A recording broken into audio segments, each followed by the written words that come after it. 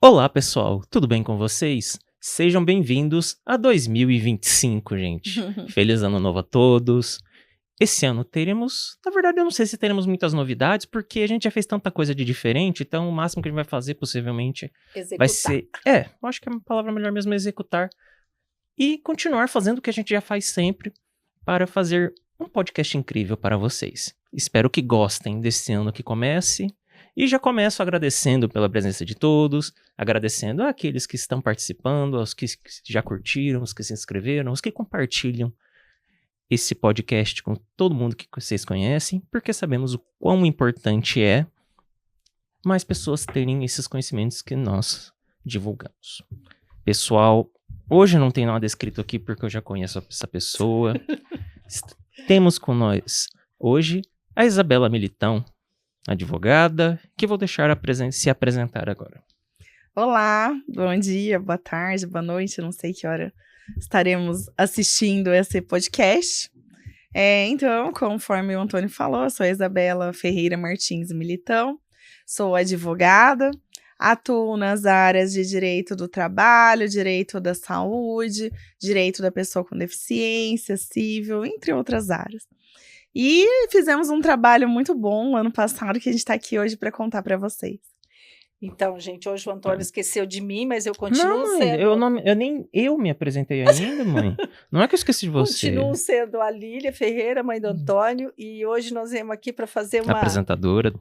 uma retrospectiva de tudo aquilo que a gente fez em 2024. A Isa esteve com a gente o ano passado, não só no podcast, como o ano todo a gente trabalhou junto, né? Uma parceria de, como diriam, parceria de milhões, né? Eu acho que tudo que a gente sonha junto, eu acho que às vezes é mais fácil de ter execução, né? E como o nosso trabalho é muito igual, a gente tem sonhos iguais, os projetos sempre coincidem, né? E é difícil a gente, nessa luta, a gente descobrir alguém que tenha os caminhos direcionados iguais. Então, eu acho que a nossa parceria ela dá certo por conta disso. Antônio, pode se apresentar. Ah, mãe, mas depois de tudo isso que você falou, acho que não preciso me apresentar.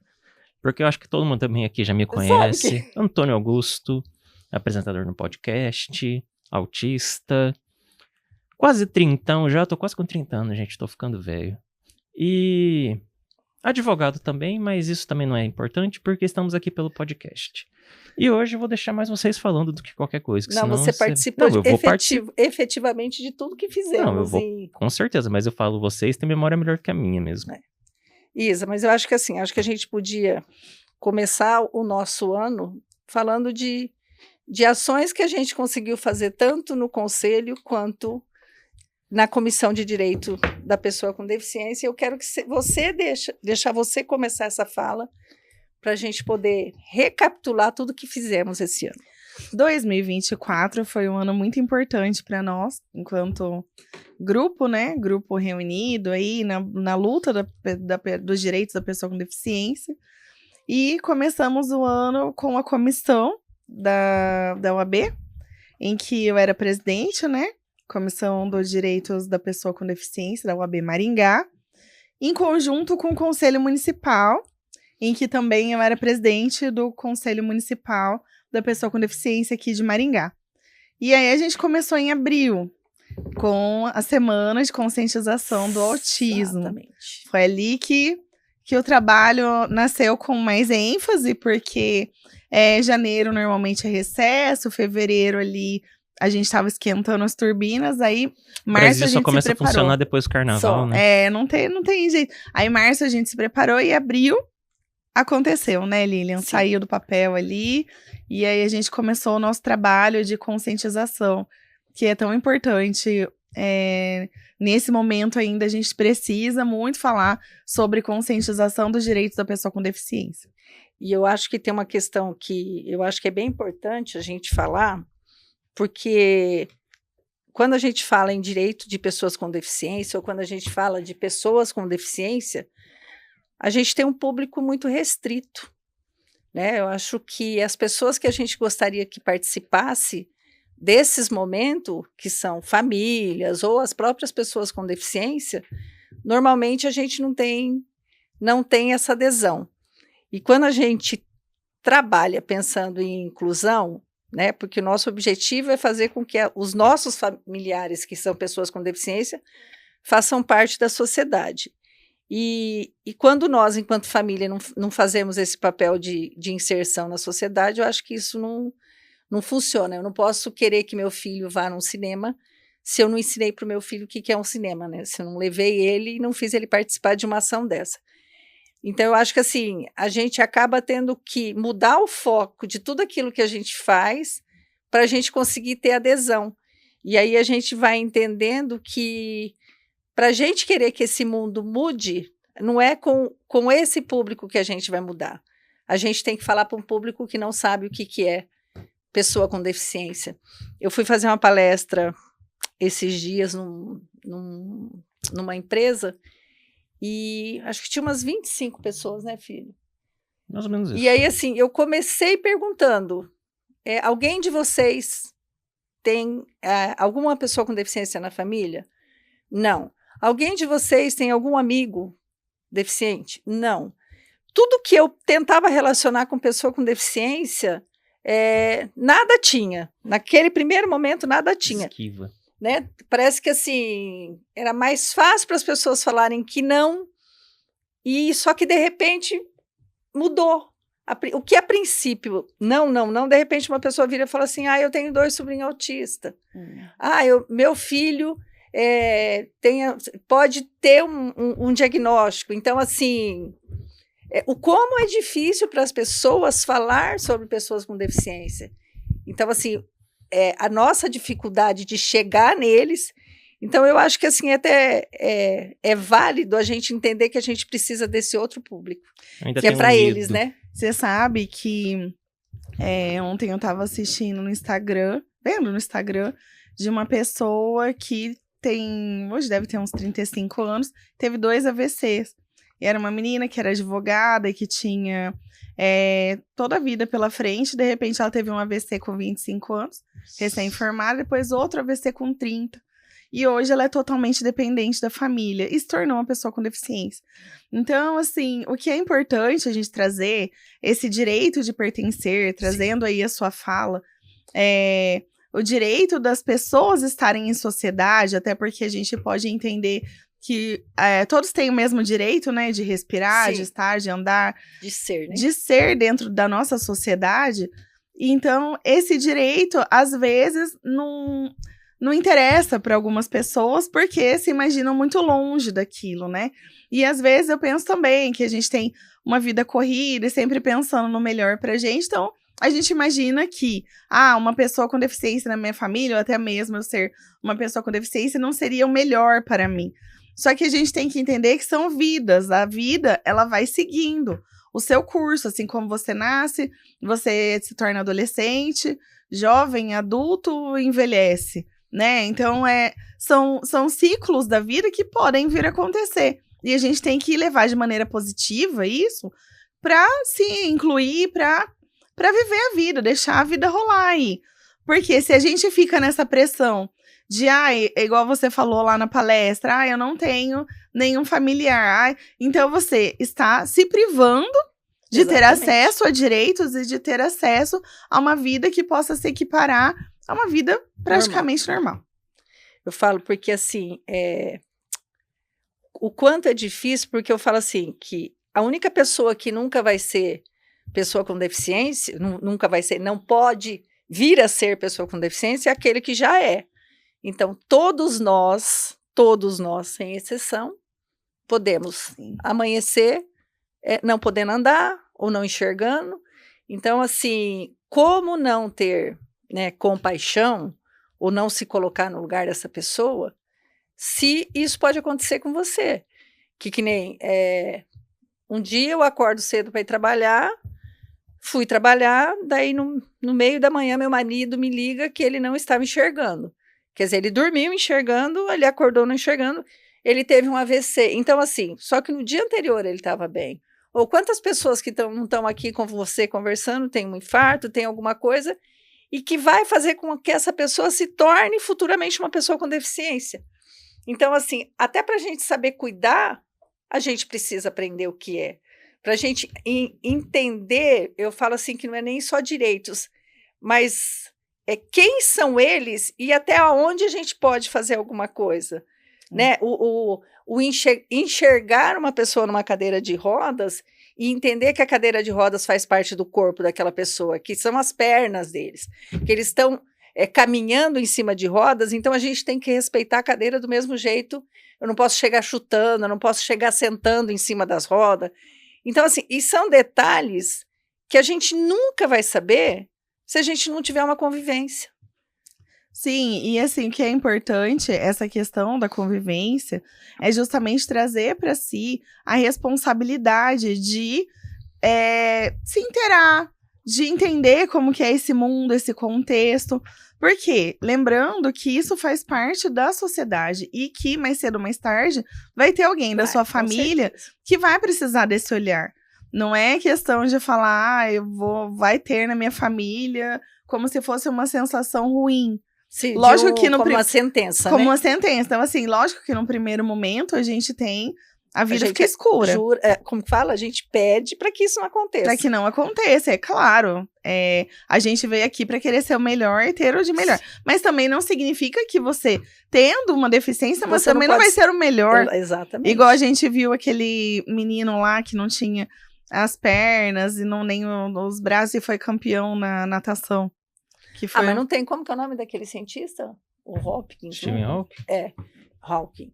Não era autista, mas ele tinha uma paralisia. Não, eu tô falando, mas ele era uma pessoa com deficiência. E olha quem que era, alcançou. né? O que a pessoa alcança. O cara escreve, se você for pensar, ele escreveu livros sem basicamente ter o comando do corpo todo, só usando os olhos. Então, daí você imagina, né? Com tanta gente que, eu falo assim, com tanta dificuldade, nunca vou ser nada, não vou conseguir fazer nada. Eu acho que a deficiência maior está na cabeça. Sim. Né? Tanto na cabeça de quem olha, como na cabeça de quem se... Porque tem muita pessoa que não tem nada e que não consegue fazer o que uma pessoa com deficiência faz. Então, acho que a deficiência ela nunca pode ser limitante no sentido de buscar por objetivos. Ele não pode ser um limitador. Você vai continuar... Quantas pessoas? Eu falo assim que até nessa nossa retrospectiva eu falo que... o que eu e a Isabela e o Antônio temos feito? A gente tem conhecido pessoas fora de Maringá e a gente tem tido oportunidades brilhantes de estar em contato com essas pessoas e quando acontece a gente consegue trazer para Maringá. Que nem quando a Gizinha veio para Maringá. Sim. Que exemplo de pessoa, né, com toda a dificuldade, com toda a deficiência dela, que é uma deficiência que limita para muita coisa, mas que não deixa ela deixar de fazer Sim, tudo aquilo que ela faz. Ela casou, ela teve filhos, né? E a vida dela seguiu. Então, foi candidata a vereadora em Londrina. Então, assim, é um exemplo de pessoa. E eu acho que esses exemplos de superação. E quando a gente fala em superação, a gente não quer que a pessoa seja assim, eu vou olhar para ela e quero ser que nem ela. Não é querer ser como a pessoa, mas é entender que você também pode. Você pode ser qualquer outra coisa, mas é o entender que você pode fazer aquilo também. Na verdade, tem aquela linha do que você pensa, você pode, né? Não importa a forma como você vai conseguir aquilo. Dentro dos meios lícitos, claro. Mas você for seguir aquela linha, eu sonho, eu quero e eu posso, você pode. Eu falo assim, que a ferramenta está na tua mão. Sim. Talvez você não consiga tudo, mas se você não der o primeiro passo, e o primeiro passo literalmente de falar assim, se não tiver ação, nada vai acontecer. Tanto que existe aquela questão, oração, né? Exatamente. Você não adianta só orar, você tem que orar e agir, né? Pedir para Deus ali e fazer a sua parte. Mas é que, na verdade, eu acho que a gente acaba encontrando muito a situação de... a fé faz com que algumas pessoas não se movimentem também, né? Porque algumas pessoas, elas falam que acreditam em Deus e elas entregam só para Deus. E ela senta e espera. Né? Na verdade, tem gente que não sabe qual é o seu lugar no mundo, né? A pessoa fica ali numa expectativa de um plano maior, de um projeto do divino, e não traz para si as suas responsabilidades. Não, que bate na porta. Deus trouxe né? a gente aqui Não justamente bate na aí. porta, quer que ser carregado Exatamente. mesmo. Sim, e aí que é interessante a gente trazer isso até relacionado à pessoa com deficiência. Porque a gente poderia simplesmente cruzar o braço e ficar fazendo oração Sim, e não, é pedindo tipo- ação de Deus. Não é problema meu, né? Sim. E assim, igual você também veio trazendo ali sobre a nossa retrospectiva, esse trabalho que a gente fez durante esse ano foi praticamente 80% só voltado para conscientização, para trazer aí para o coração da sociedade a importância de falar sobre esse tema, a importância de respeitar essas pessoas e a importância de tirar também a questão do vitimismo, né? A gente não tem que pensar que é um coitadinho, então porque ele é um coitadinho eu respeito. Não, ele é um ser humano e ele está ao meu lado e assim como eu, ele merece respeito. Então é nessa linha que a gente precisa pensar, né? Deixa eu te falar uma coisa que eu lembrei agora, que eu acho que é importante. A gente, para trabalhar políticas públicas para as pessoas com deficiência, e, gente, vocês vão perceber que hoje a gente está falando de pessoas com deficiência mesmo, porque quando a gente fala em autismo, a gente já está falando em pessoa com deficiência. Então, eu não preciso falar de autistas e de pessoas com deficiência, que eu acho isso Separadamente. um erro bem, bem grande e que a gente vê as pessoas cometendo esse erro todos os dias. Então, assim, já estamos falando deles dentro do contexto. Mas, assim, para que a gente faça alguma coisa, a gente precisa de dados. E é muito difícil a gente conseguir informação.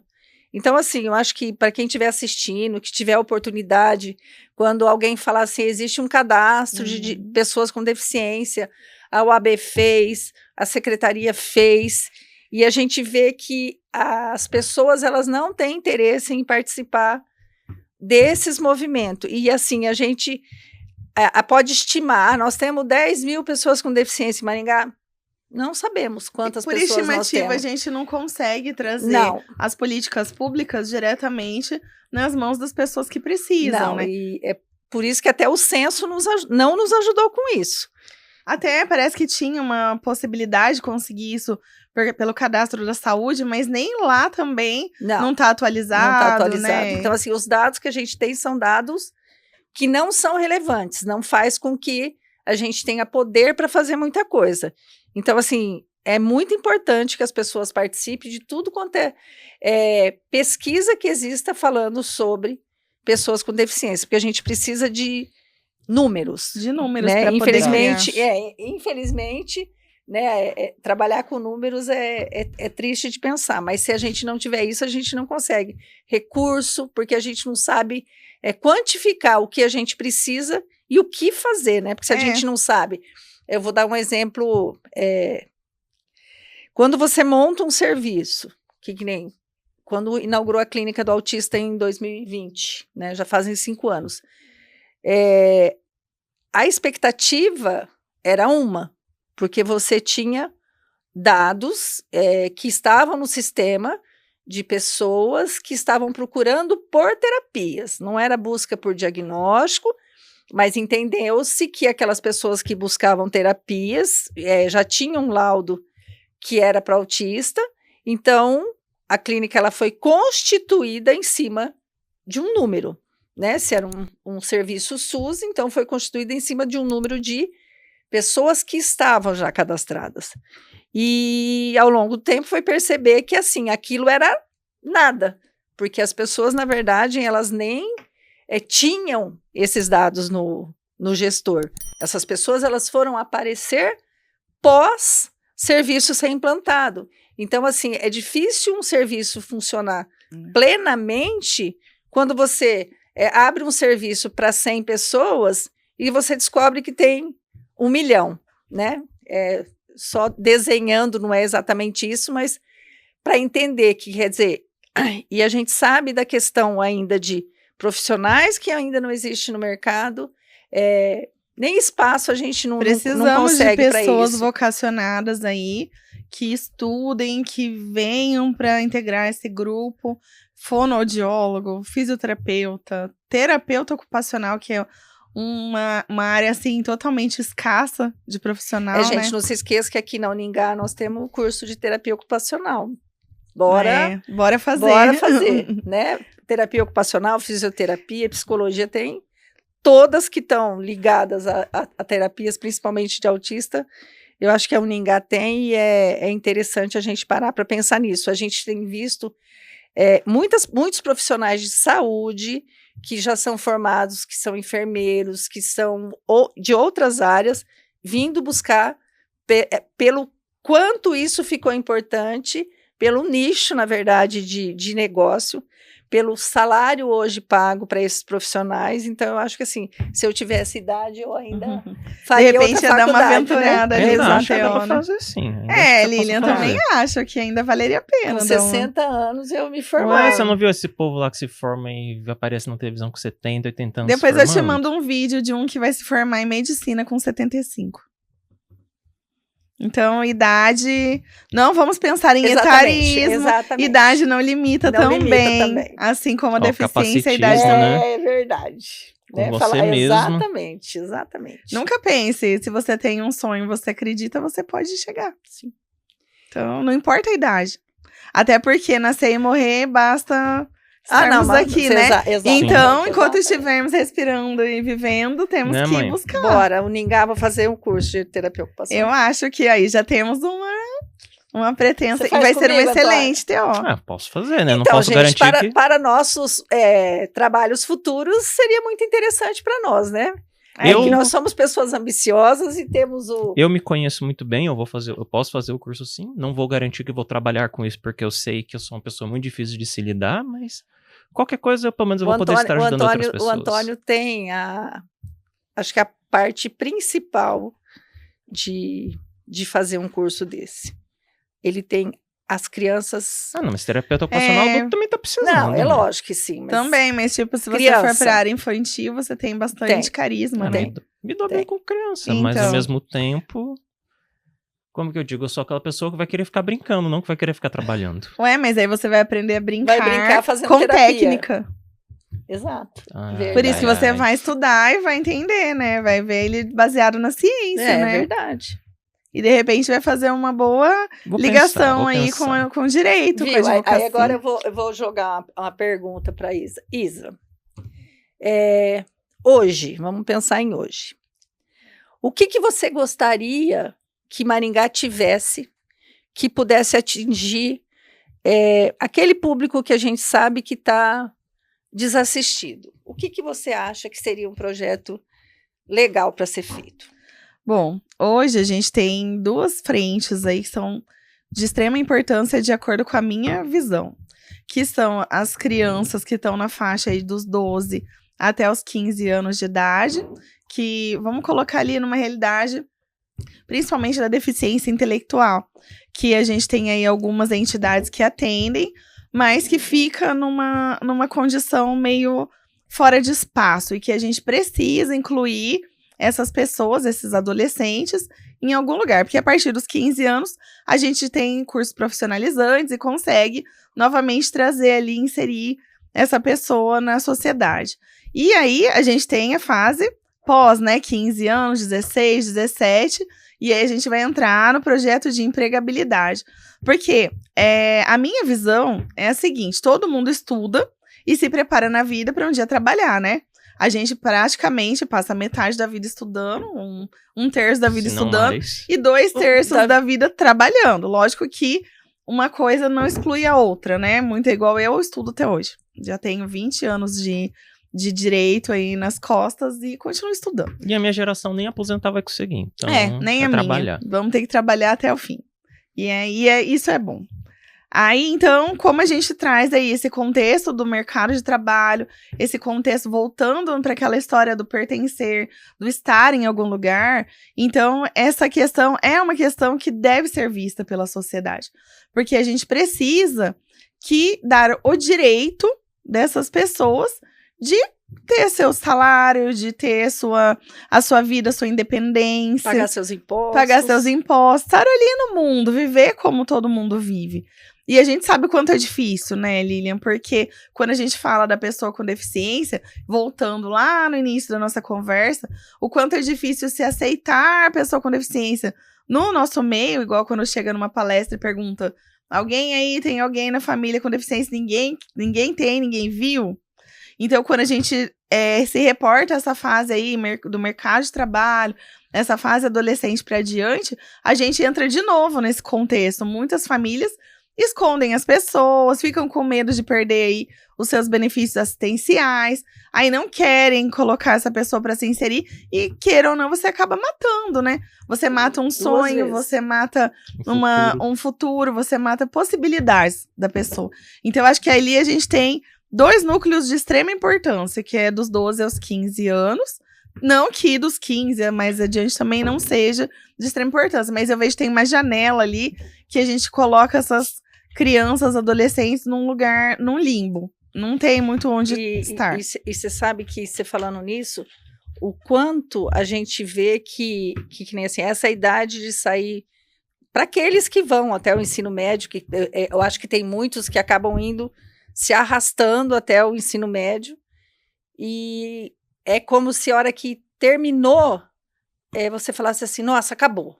Agora não preciso mais fazer isso, né? Já concluí o estudo e pronto. Para do nada. Aí você chega pra pessoa e... Mas você não vai tentar a faculdade? Ah, não. Não sei se vou conseguir inclusão. Talvez não dê certo. Então, assim, você já tem todos os nãos. Sim. Só que você não vai atrás desse sim. Né? Você não vê a pessoa buscando. Então, assim, se um lugar não tem, eu vou buscar outro. Né? E hoje em dia, eu acho que assim, Maringá está cheia de universidade, quantos cursos que não tem hoje que são EAD? Eu acho que assim, para o estudo tudo é válido, para a socialização talvez o EAD não seria a melhor indicação, mas se a gente for pensar em formação, eu acho que é muito válido. Então assim, esse sair do ensino médio é um divisor de águas. É um divisor de águas. Porque eu acho que, como ele é muito difícil para chegar até aqui, então a hora que você chega aqui, que você fala assim, ufa, né? Agora eu não preciso fazer mais nada e não sabe que é um outro início. Na verdade, se a gente pensa em concluir o ensino médio, a gente está praticamente trazendo vou cumprir a lei, né? Exatamente. Porque eu preciso colocar meu filho em algum lugar, tem obrigação. Senão você vai responder no conselho tutelar, vai levar processo do Ministério Público, porque você está tirando o seu filho ali do convívio e trazendo ele para onde ele deveria estar. Porém, a gente tem que pensar em várias características de estar nesses ambientes. Uma delas é o estudo, claro, o aperfeiçoamento, mas tem alguns desses que não vão conseguir chegar numa linha de estudo, mas o socializar é importante, porque o socializar também é uma forma de estudo. Para algumas pessoas que não têm... aprendizado. É um aprendizado. Tem algumas pessoas que não têm a mesma condição de aprender só em casa. Então, ele precisa estar em ambientes para conseguir socializar. E, com isso, também deixar a família social, né? Porque Sim. se a gente excluir um membro da família, e aí aquela família? Onde que ela vai estar? Não. Também vai estar excluída, Sim. né? Não vai fazer parte. E eu acho que teve uma vez que alguém perguntou pro Antônio, em que momento da sua vida que você decidiu fazer faculdade? Você lembra disso? Que você falou assim, não tem momento que eu tenha decidido. Quando eu entrei para estudar, eu sabia que eu tinha que ir continuar. Até lá, nunca né? ninguém me falou você vai parar a partir desse ponto. Sempre falavam de faculdade, em nenhum momento eu pensei que eu não faria, basicamente. Foi seguindo, né? Foi seguindo tipo assim, eu acho que é como se fosse como se fosse, não, eu acho que é a ordem natural. O que deveria todo mundo ser, que né? vai para a escola, o objetivo não é ensino médio, é você ter uma carreira, né? Exatamente. Porque a grosso modo o que a gente pensa em que não claro necessariamente numa faculdade, mas alguma coisa profissionalizante Sim, também. Né? Um curso técnico, tem pessoas que... Eu falo assim, que hoje eu me formei primeiro na graduação para depois eu fazer um curso técnico. O povo desvaloriza muito o curso técnico, tem muita coisa importante lá. A minha lá. profissão hoje de concurso é um curso técnico, não é a minha graduação. E é uma profissão bem valorizada, Sim. né, Lilian? Porque sua profissão de técnico e segurança do trabalho, hoje ela é importante em todo lugar. E aí, ó, como que a coisa assim não tem a ver e acaba tendo. Daquilo tudo que a gente sempre fala com relação à empregabilidade e a questão de você criar ambientes onde a pessoa possa trabalhar, que sejam ambientes que não ofereça risco para essa pessoa. Antigamente, a gente só pensava no risco na questão de risco mesmo, né? Um risco de acidente, um ruído, uma coisa assim. E o quanto a segurança do trabalho ela está implícita nesse buscar um ambiente favorável para aquela pessoa trabalhar. Né? Você poder avaliar uma pessoa que não tem uma perna, que vão colocar para ele fazer um trabalho em pé todos os dias. Né? Então, assim, você poder... Cuidar também da saúde do trabalhador, né? Exatamente. Daquela eu acho condição que, assim, ali do dia a dia. O poder usar eu nunca imaginei que eu poderia usar um conhecimento de profissão, né? Porque todo mundo fala assim, Lília, você trabalha na área de saúde, né? Não, eu não trabalho, eu sou técnica de segurança, mas pensando friamente tem tudo a ver com tudo aquilo que a gente sonha em fazer, né? Que é para aquele mundo maravilhoso que a gente sonha. Eu acho que eu fiz Você fez o curso perfeito. Certinho. Aí agora exatamente. Eu faço Você e o TO junto com duas. Já arrasou. Mais administração, mas o curso de administração eu não falo muita coisa. Olha só, desfazendo da minha mas o curso de administração é um curso muito não, o curso é bom. O problema é eu não sei se minha mãe aproveitou só. Talvez era o momento da vida, né? Mas não eu acho que assim... Eu queria ter feito uma graduação com o mesmo empenho que eu fiz o meu curso técnico. Eu não fiz a graduação pensando em ser profissional. Né? Tipo assim, eu fiz uma graduação que eu tinha que fazer uma graduação. Você fez a sequência, terminou o colégio e foi para a faculdade. E aí, assim, quando eu fiz o curso técnico, pensando no emprego. Então, é diferente. É diferente. A valorização que você deu foi diferente. Sim, a ambição ali era de sair empregada. E por isso que eu falo que se a gente conseguisse, né, um espaço, que nem quando eu perguntei para você sobre projetos, eu acho que se a gente tivesse esse trabalho, eu acho que existem empresas que fazem, né, eu acho que a Cocamar tem serviço assim, a usina Santa Terezinha tem serviço assim, de trabalhar essas pessoas fora do ambiente de trabalho, né, elas são capacitadas e depois elas entram nesse trabalho protegidas, né, porque são pessoas que têm diferentes tipos de deficiência, que estão trabalhando, né? Elas podem ser incluídas no mercado de trabalho, mesmo com as limitações delas, mas existem funções que podem ser exercidas, né? E aí, é igual você falou, ainda existe profissão que ainda vai ser criada, que a gente nem sabe ainda que pode vir a existir. Essas pessoas, pode, de repente, um desses ser um profissional dessa profissão. Viu? E tem outra coisa importante, que a gente ainda não conseguiu esse espaço, mas eu acho que 2025, eu acho que é um ano para a gente lutar por isso. É da gente poder trabalhar as empresas, a gente poder falar com as pessoas que trabalham na empresa, que foi isso que eu fiz. Mas existem empresas gigantes aí. Existem empresas de você poder falar para eles sobre como receber essas pessoas. Sim. Né? Que são pessoas que vão dar tudo de si. Mas hoje dentro, a gente já dentro tem do limite deles. Em Maringá, empresas que já estão se oferecendo e que já têm interesse nesse tipo de profissional para trabalhar com eles.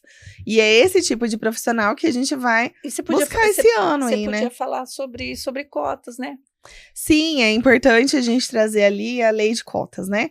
Por quê? Porque a lei de cotas, ela traz que uma empresa com mais de 100 funcionários, ela passa a ter obrigação de incluir ali pessoas com deficiência dentro do seu quadro de colaboradores. E o que eu acho importante a gente trazer aqui para vocês é que não se deve pensar, vou cumprir a lei como uma obrigação. Porque dentro da justiça, né, conforme eu vejo aí todo dia no meu trabalho, você vai olhar lá e vai ter sempre alguém tentando entrar com uma ação, com uma medida para falar, não cumpriu, não vieram candidatos suficientes para cumprir as vagas, tentando se esquivar desse tipo de responsabilidade. A gente tem que pensar que a lei, ela não vem só com a intenção de prejudicar, né? Não é prejudicar, talvez penalizar, né? Penalizar aquela empresa que não cumpriu a cota. Não, a lei veio ali também para socializar, para trazer e demonstrar a importância daquele tipo de profissional ali dentro do seu quadro de colaboradores. Então, é importante que o empresário pense e abra a cabeça pensando que essa diversidade pode trazer lucro para a empresa. Sim. Não só na parte que a gente fala que é na parte fiscal, né, que tem também a lei de inclusão, a lei de cotas, ela traz essa necessidade e essa obrigatoriedade, só que ao mesmo tempo também traz ali um benefício para a empresa que opta, né, que cumpre certinho a regra, mas a gente tem que pensar o porquê a lei foi escrita, o porquê que aquilo tá ali. Aquilo não tá ali só para cumprir para uma imposição, assim como existe o direito penal, não tá ali só para vou prender e encher a cadeia de pessoas, não. Tá ali para mostrar, ó, ser humano, você vai se socializar em sociedade assim. Porque se não fosse necessário, a gente ia cumprir só a Bíblia e tava tudo certo. Mas o ser humano não cumpre só uma coisa. Então, a gente precisa de leis. Só que o empresário tem que pensar fora da caixa. Hoje, a gente vive numa sociedade que a gente tem que trazer aí a inteligência artificial para nossa vida. A gente tem aí diversidade de idades, né, dentro do mercado de trabalho. A tão temida geração Z aí, que a gente briga, os mais velhos se encrencam com a geração Z, que eles sabem suas motivações, seus sonhos e seus desejos aí no mercado de trabalho, e todo mundo estamos se adaptando. E a pessoa com deficiência tem que entrar nesse contexto. Esse contexto aí de século XXI, de meio ambiente, de todos poderem estar em sociedade e vivendo ali, todo mundo seguindo junto. Ô Isa, mas o que eu acho importante eu acho que a lei de cotas veio porque tem que existir uma lei para que alguém faça alguma coisa. Só que o importante é entender que a pessoa com deficiência ela tem que participar de qualquer processo de seleção de trabalho, independente de existir uma vaga para pessoa com deficiência ou não. Né? Porque às vezes a deficiência ela não é um contador que não tem uma perna. Ele é um contador. Ele não precisa da perna para fazer cálculo. Então, assim, essa pessoa com deficiência ela pode ser contratada a qualquer momento. Ela não precisa só buscar um cargo como pessoa com deficiência. Eu acho interessante isso que você está falando, Lilian, porque a gente tem que pensar que uma pessoa com deficiência, ela pode ser demitida normalmente. Sim. Ela vai ser contratada, ela vai ser demitida. Não é porque ela é uma pessoa com deficiência que ela é estável no trabalho. Não existe esse tipo de estabilidade. Pública. Não é. Não, mas mesmo que fosse servidor público, não é porque você entrou numa vaga de pessoa com deficiência, que nem assim. E aí a gente tem que entender que o servidor público, a pessoa com deficiência, ele pode ser o que ele quiser. Então, assim, nós podemos ser o que quiser, o que a gente quiser ser, mas assim, muitas pessoas escolhem ser aquilo que não é para ser, né? Como a gente tem tanto bandido, a gente tem tanta gente.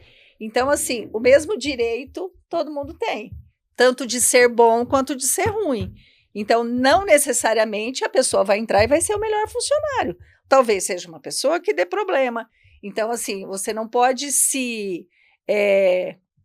usar a sua deficiência de muleta para dizer, não, agora eu arrumei um emprego e ninguém pode fazer nada comigo. Porque, infelizmente, existem pessoas que na busca por essa vaga, elas já chegam na empresa falando assim, eu não vou precisar fazer nada.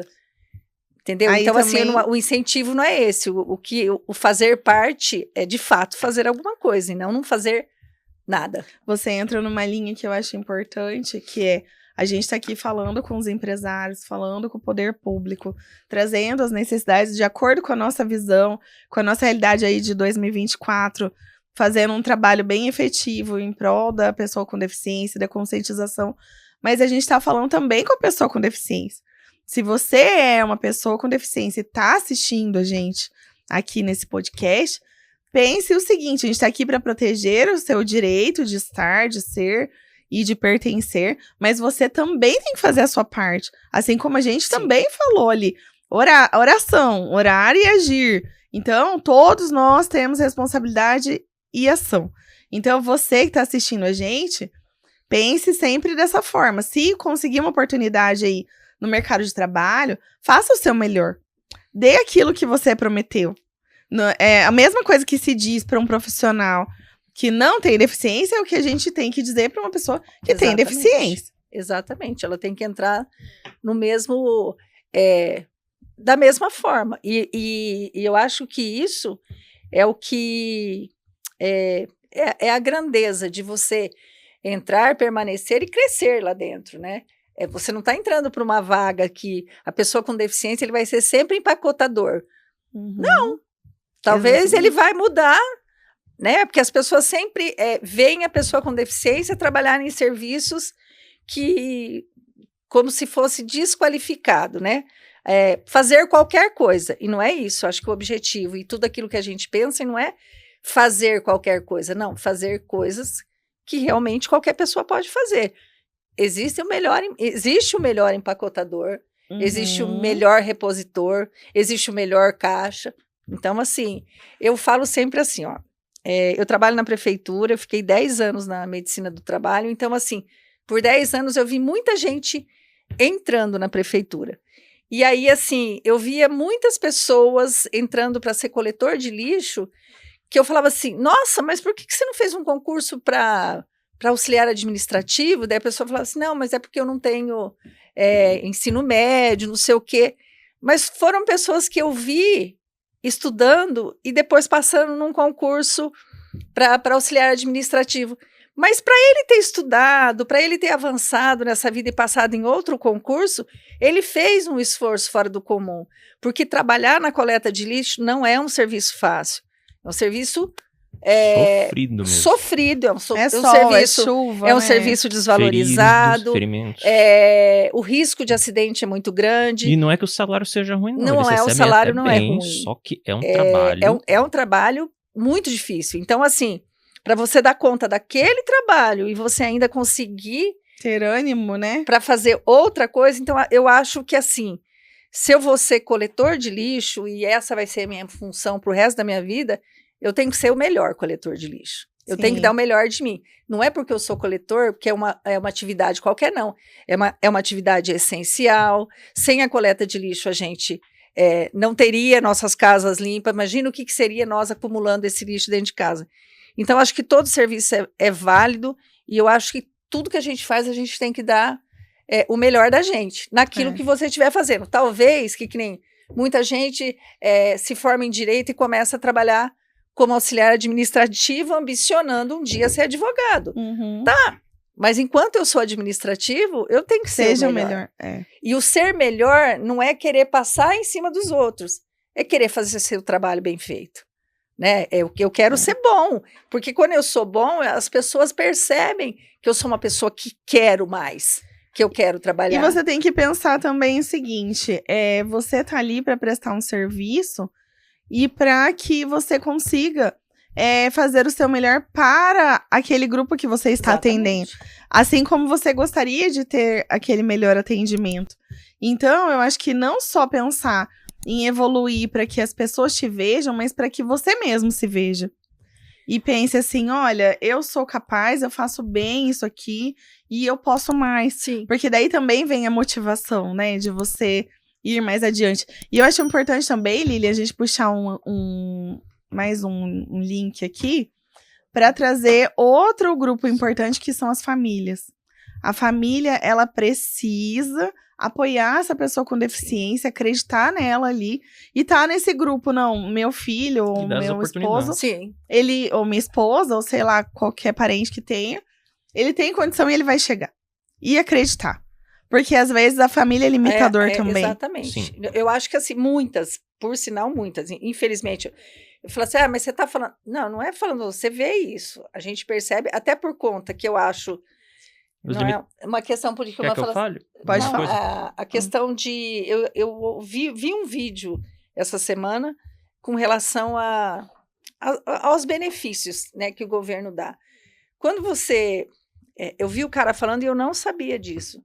Quando você vai fazer a pesquisa do desemprego, tá? Eu estou falando o que eu ouvi. Então, talvez a informação que eu esteja falando não seja fato, mas era uma coisa que eu desconhecia.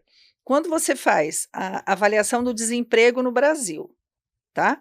Você avalia quem está buscando emprego. Então, assim, todas aquelas pessoas que recebem Bolsa Família, essas pessoas não fazem parte dessa pesquisa, porque eles estão recebendo.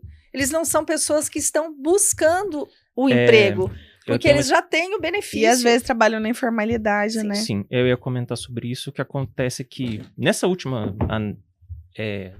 nos últimos dados que foram demonstrados sobre isso, realmente falava desemprego e tal, nunca esteve tão baixo quanto agora.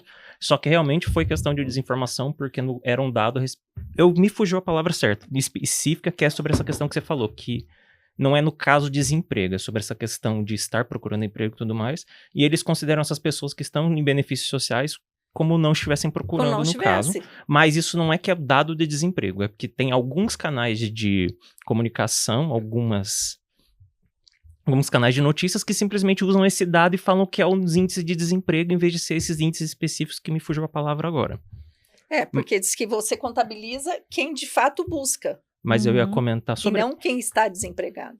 Mas sobre a questão anterior, que era aquela questão da família, que pode ser, às vezes, um empecilho, uma coisa de atrapalhar, isso é uma coisa que aparece de tudo que é tipo de forma diferente, desde aquela do caso que você comentou antes, daquela que não dá oportunidade para ela procurar a pessoa com deficiência procurar um curso superior, ou tenta desestimular isso. Mas pode ser alguma coisa ainda maior, como aquela que prende um autista, ou que mais severo, numa jaula ou algo assim, porque ela causa muito problema, não busca terapias. Às vezes é por causa de desconhecimento da pessoa, ela faz o que ela acha que é o certo, mas não consegue. Mas aquilo às vezes está atrapalhando mais que ajudando. E às vezes é uma situação, às vezes, só psicológica mesmo, que é aquela pessoa que acha que está fazendo o melhor para ela, mas no caso está limitando ela. E aquela questão de, vamos dizer assim, a mãe coruja que quer proteger de tudo e não quer que a pessoa, e no final das contas, esquece aquele detalhe que, querendo ou não, todos nós temos nosso prazo de validade, e depois que ela se for, a pessoa vai estar no mundo sozinha e não vai estar preparada para aquilo. Então, tem uma variedade de formas que isso pode se manifestar. E eu demonstrei só dei uns exemplos de alguns desses tipos. Tem alguns familiares que são aqueles que querem guardar na caixinha, né? O excesso de amor, às vezes, né? Eu acho que aquela transformação, a romantização principalmente na questão do autismo, do anjo azul, né? Eu sempre falo que anjo a gente não... Né, a gente super protege, né? Eu falo que eu sempre a figura do anjo vem sempre para mim de quando eu era criança e eu assistia Sítio do Pica-Pau Amarelo e tinha um anjinho, né? E a gente era criança, eu falava, também queria um anjinho para mim. Mas se eu tivesse um anjinho, não ia deixar ninguém ver. Então, assim... na verdade, o anjinho, de acordo com o sistema bíblico, ele trabalha bastante, né? Ele tá aí pra cuidar, pra estar do nosso lado ali todo o tempo. Ele não pode ser protegido. Então, ele não pode ser super protegido, né? Na verdade, ele é bem explorado. Isso, eu queria que você falasse, nosso tempo vai acabar, do livro. Ah, verdade. Aí, pode falar. Não, pode ir comentando aí, só... Dentro desse trabalho que a gente fez durante esse ano todo, que foi voltado para palestras, fizemos eventos. No mês de setembro, a gente fez um evento bem grande na UAB, de 3 dias em 3 turnos, manhã, tarde e noite. Foi uma dedicação ali bem em cima mesmo, e defendendo os direitos da pessoa com deficiência. E aí a gente também escreveu um livro no ano passado. E foi bem desafiador. A imagem do livro para nós depois. Escrever esse livro foi bem desafiador, porque foi o livro também da nossa comissão, da UAB, né? E aí a gente ali se estimular um ou outro. Não, gente, vamos escrever. Tivemos um tempo bem reduzido para conseguir fazer a produção da obra, mas no final ficou muito lindo. E a gente recomenda todo mundo que quiser comprar, entrar em contato com a UAB. Viu? Eu acho que o legal dessa questão do livro... A imagem vai aparecer na tela a qualquer momento desse, eu não sei como vai estar, porque a gente esqueceu de trazer o livro aqui para mostrar, gente. Viu? Mas qualquer coisa vai substituir nossos rostos por essa imagem. A questão do livro, eu acho que para nós, eu acho que é o primeiro retrato de uma coisa concreta, no sentido, né, de pegar na mão, olha, nós conseguimos fazer isso, né? Assim como tem muita gente que anda com documentos embaixo do braço, né, para querer provar alguma coisa, eu acho que tem de concreto realização de trabalhos, né, Isa? No sentido de, não é só se reunir e falar sobre, é você conseguir fazer isso para outra pessoa também. Igual esse livro, ele foi um compilado ali de direitos da pessoa com deficiência. Igual tem artigo até sobre diabetes, tem artigo sobre direito da pessoa com deficiência de maneira geral, tem falando sobre inclusão escolar, e tem o relato da mãe.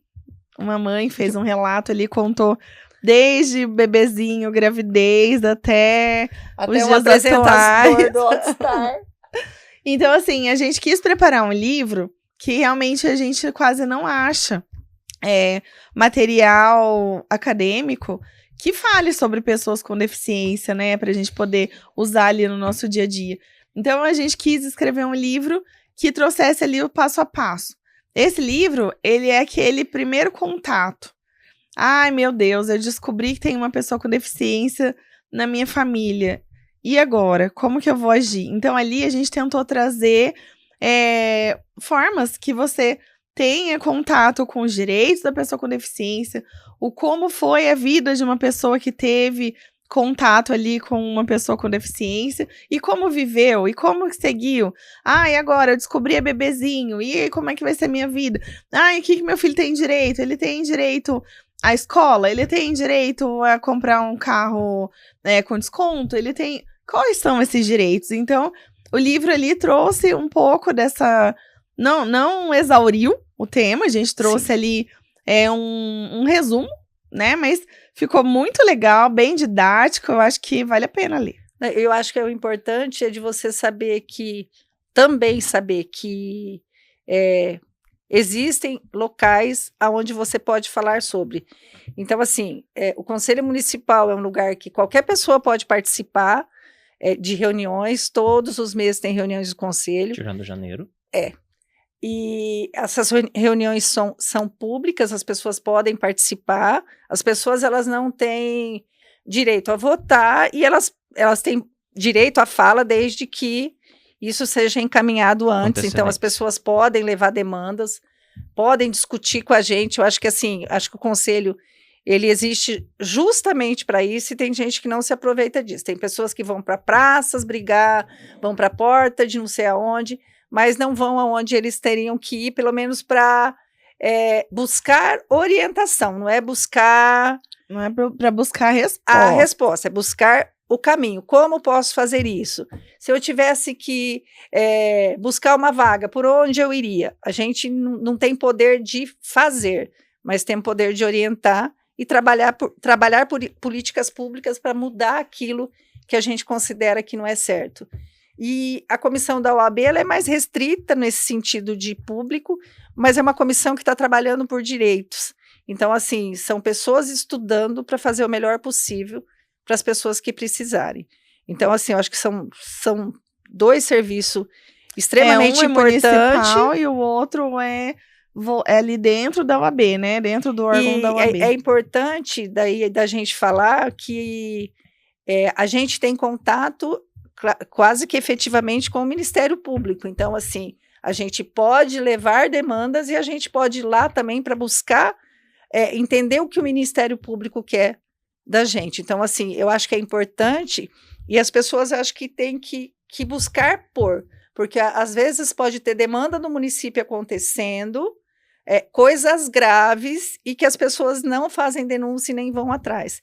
Então, assim, eu acho que o objetivo nosso enquanto conselho é esse. Estou falando enquanto conselheira, tá, gente? Lá no conselho municipal, a pessoa pode trazer a sua denúncia, a sua reclamação, vai lá no conselho, faz a sua... expõe o seu caso, e aí a gente pode dar um encaminhamento disso para os órgãos, né? Inclusive solicitar resposta, né? Teve várias demandas esse ano que a gente deu encaminhamento. A gente não pode trazer a solução, a gente não vai oferecer um advogado para resolver o caso, mas a gente pode dar o caminho, falar, procura lá a Defensoria Pública, procura o Ministério Público, procura um advogado, ou isso aqui é uma situação que realmente não está muito de acordo ali com o que você está pensando. A gente consegue fazer esse trabalho. Então, assim, ó, é um convite para a população, acho que é de extrema importância. Eu acho que todos os conselheiros que estão lá estão Aptos, né? Estão por esse motivo e são pessoas que têm um objetivo comum, né?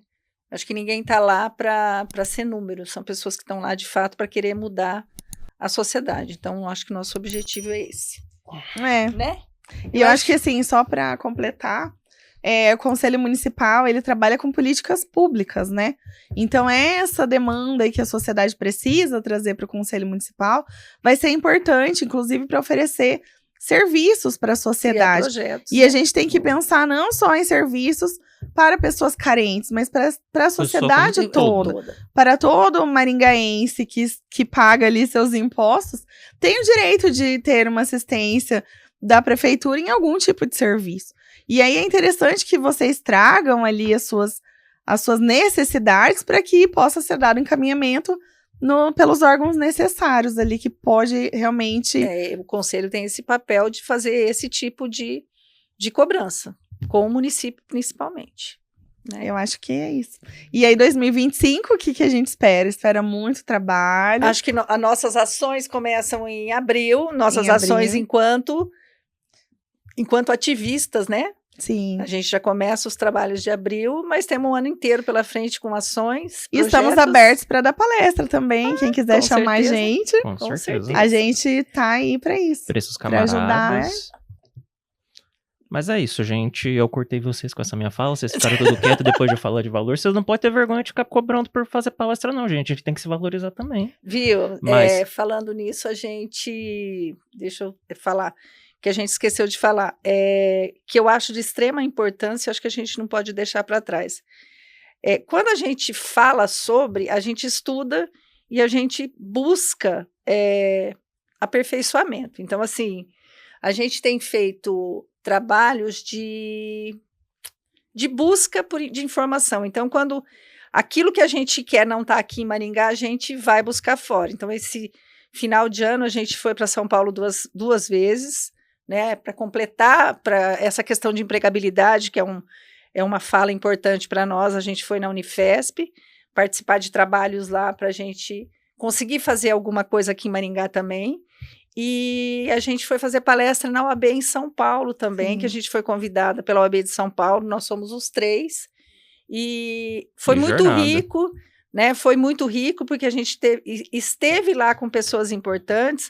Camila Varela, advogada, presidente da OAB, da Comissão de Direito da Pessoa com Deficiência da OAB, ela esteve em Maringá e ela nos convidou para estar em São Paulo com ela nesse evento que eles fizeram. A gente teve junto com a deputada estadual de São Paulo, Andréa Werner, que é uma trabalhadora assim, grandiosa, que tem feito um trabalho maravilhoso pelo direito das pessoas com deficiência. Então, assim, para a gente estar com pessoas de um grande centro que trabalha direito de pessoas com deficiência, para nós só nos enriquece e a gente volta para Maringá cansado, mas a gente volta rica de informação. Foi bem cansativo, né? Então, mas queria até agradecer elas por a gente ter tido essa oportunidade. A gente teve umas reuniões lá que realmente foram bem... Abriu a cabeça, né, Lilian? Pra gente... crescimento profissional é muito importante. Sim. Vou deixar você finalizar. Tudo bem. Gente, obrigado. O Antônio vai finalizar, mas vamos você fala que eu vou finalizar. Deixa eu só falar, então, obrigada. Então, feliz 2025 para todo mundo. E espero que esse nosso bate-papo aqui acrescente alguma coisa para você que está em casa assistindo a gente. Espero que 2025 seja um ano muito bom para a batalha dos direitos da pessoa com deficiência. E contem com a gente para o que vocês precisarem. Legal. Pessoal, desejo a todos um excelente 2025. E assim terminamos o nosso primeiro podcast do ano. Desejo a todos um ótimo dia, uma ótima semana. E conto com vocês no nosso próximo podcast. Beijo, gente. Sigam a gente e até a próxima. Meninos, obrigado.